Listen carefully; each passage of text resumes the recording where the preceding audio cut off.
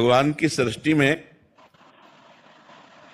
खांचा तो बहुत है, लेकिन एक जैसा खांचा नहीं मिलेगा आपको। देख लो, मतलब इतने लोगों में देखो, आंख के नीचे नाक और नाक के नीचे मुंह सबके है, लेकिन सब अलग अलग पहचाने जा रहे हैं यार। कितने लोग हैं, सबकी अलग पहचान है, सबकी अलग फिंगरप्रिंट है, नहीं है? देखो भगवान का चमत्कार, देखो उनका खांचा देखो। तो यार प्रेमानंद जैसा खांचा तो प्रेमानंद खांचा खांचा है, खांचा है। भगवान अपने जो सृष्टि में खांचे बनाए हैं, वो अनंत खांचे, पर सब अलग अलग खांचे हैं। हाँ, हमारी बात मानकर जहां हम पहुंच सकते हैं वहीं आप पहुंच सकते हैं। वो राधा राधा नाम जप करो, अच्छे आचरण करो, भगवान को समर्पित भोजन करो, पवित्र भाव से रहो, तो भगवान कृपा करेंगे, अपने नाम धाम लीला प्रभाव को प्रकाशित कर देंगे। वहीं पहुंचेंगे जहां हम पहुंचेंगे।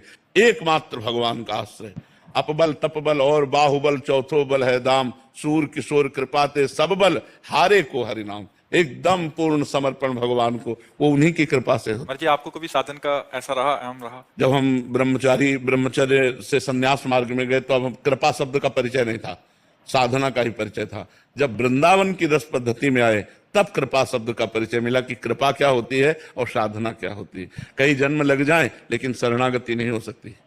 शरणागति तभी होती है जब सब बल शांत हो जाता है, अपने को निर्बल बिल्कुल समझ लिया जाता है, तब भगवान के हृदय से शरणागति होती है। और जहां कनेक्शन मिला तो सुनेरी मैंने निर्बल के बलराम, फिर महाबल उसका भगवान साथ देने लगते हैं। और जिसके साथ ही भगवान है उसका मंगल भवन अमंगल हारी, हर समय मंगल ही मंगल बना रहता है, आनंद ही आनंद बना रहता है। जी, साधन तो जिसके अंदर अहम है वो भी कर रहा है, जिसके अंदर नहीं है वो भी है, बट दोनों के आंतरिक स्थिति में क्या फर्क होगा महाराज जी? आंतरिक स्थिति में वो विकारों में फंसेगा और वो निर्विकार होता चला जाएगा, क्योंकि अहंकार में ही सारे विकार हैं, अहम में ही सारे विकार हैं। और संस्कृत मूल सूल प्रदनाना, सकल शोकदायक अभिमाना, ताते करें कृपा निधि दूरी, सेवक पर ममता अति भूरी। भगवान अपने भक्त के हृदय में अहंकार नहीं रहने देते, जो अहंकार होता है उसे नष्ट कर देते हैं। जब तक अहंकार रहता है तो भ्रष्ट होने के पूरे चांस हैं, और जहां अहंकार खत्म हो गया तो फिर ऐसे गोद में रखते हैं भगवान, करो सदा तिनके रखवारी, जिम्मे बालक राखे महतारी। अहंकार बहुत